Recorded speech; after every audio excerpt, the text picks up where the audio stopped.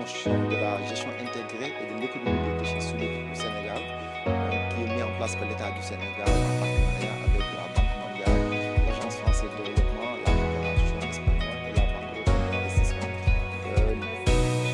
Donc c'est la phase 2 du programme national de gestion des déchets. Donc pour rappel, en 2013, l'État du Sénégal avait lancé l'initiative d'élaborer la stratégie nationale de gestion des déchets.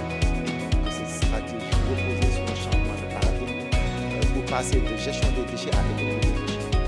Maintenant, cette stratégie, il fallait l'opérationnaliser.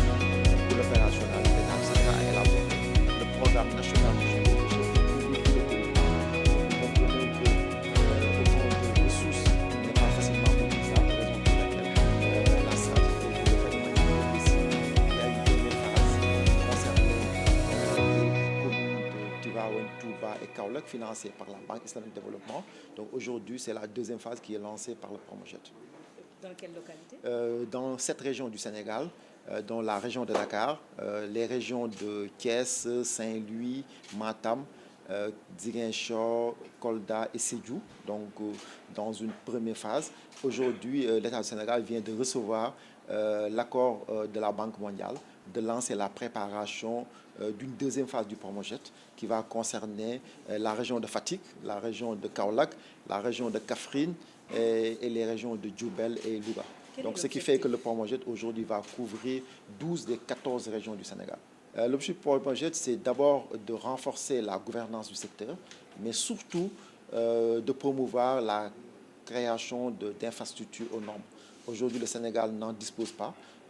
On n'a que des décharges sauvages. Donc, le Promojet va réhabiliter les anciennes décharges et construire de nouvelles infrastructures, en l'occurrence des points de collecte au niveau des quartiers, des points de regroupement au niveau des communes, des centres de regroupement au niveau des départements, des centres de tri, des centres de transfert, mais surtout des centres intégrés de valorisation des déchets.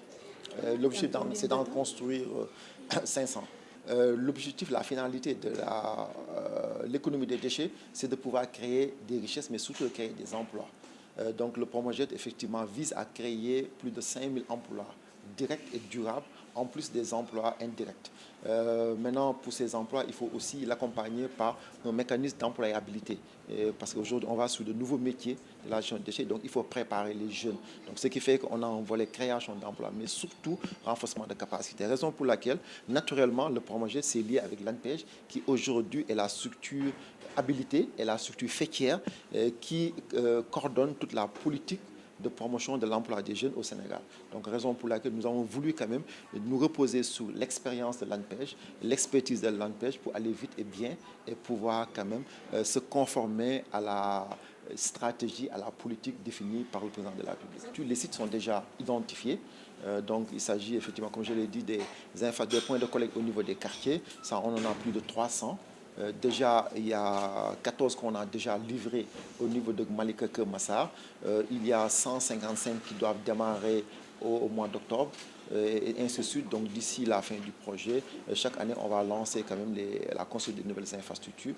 Aujourd'hui, au niveau de chaque région, il est prévu un centre intégré de valorisation des déchets. En plus de cela, il y a la réhabilitation de la décharge de Mbebes qu'on a déjà lancé l'appel d'offres pour recruter l'entreprise et on pense qu'en début d'année prochaine, on va démarrer les travaux de la décharge de Mbebes. Et pour démarrer ces travaux, il faut parallèlement accompagner les 2000 personnes qui travaillent pour leur permettre de conserver le revenu.